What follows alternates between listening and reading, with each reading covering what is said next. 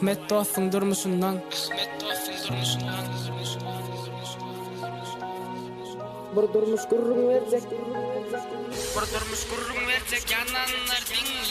Bir durmuş gurrun verecek yananlar dinlen. Bir ve payak yanılardan sevgimizi sonla. Bir gün gamıyla türdüm bardanım can eli. Salam han ol örtme paylaşayın derdimi. Havamel edilödi aydı verin dinledi. Bir nadana zar volum durmuşum ay balladı. Söyönüme ökünüp yüreğim her gün ağladı. Meni yakanı üçün baktı olsa bollu.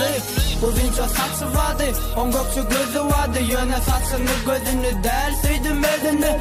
Men onu oğlum beni söyüptü yüreği. Barca gepem gizlemez paylaşırdık derdimizi. Ay bol ya inni baktı olsa razı. Yöne yakıp karalap kül etti